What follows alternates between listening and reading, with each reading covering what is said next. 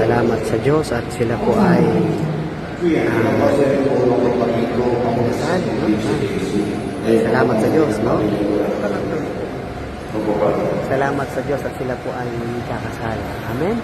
Yan po, no? Ganyan po kabait ang Diyos kung saan ang tunay na nagmamahalan ay talagang ipinagkakaloob niya na kailangan may kasal sa simbahan.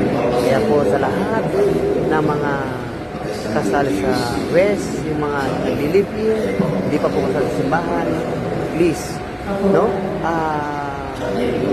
Gawin niyo po, no? At na kung saan kayo po ay maikasal sa simbahan. Kasi ito po ang kalooban ng Diyos na kung saan kayo po ay maikasal sa simbahan. Para kayo po talaga ay tunay na pag-isahin ng Holy Spirit. Ng banal na Holy Spirit. Amen?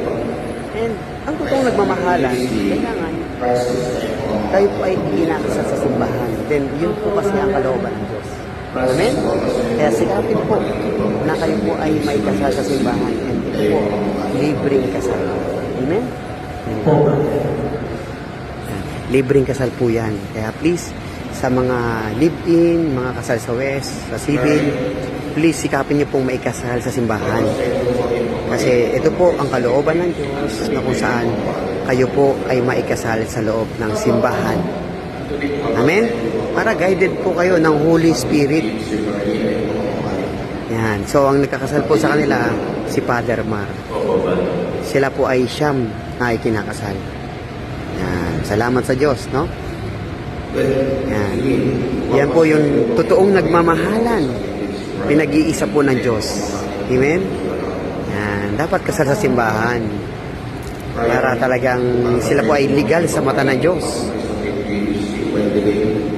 God is good all the time God is good. Yan po ay isang malaking biyaya sa mga nagmamahalan. Kaya sila po ay kinakasal sa simbahan. Amen? Amen. Bye everyone. Love you all. Spread love. Yan. Si Father Mar. Ayos sumunod yun. Ayos sumunod. Sabi ko, ikakasal. Hindi po yun. Iba pala. Tapos binapalay ko. Siyempre, ayos na ayaw. Magtala yung sumama. Sa kabila pala yung... Ayun, nagkakayan na ninyo. Thanks God. Salamat po sa biyaya na sila po ay may kasal. Salamat sa Diyos. Congratulations sa mga kinakasal at mga bagong kasal.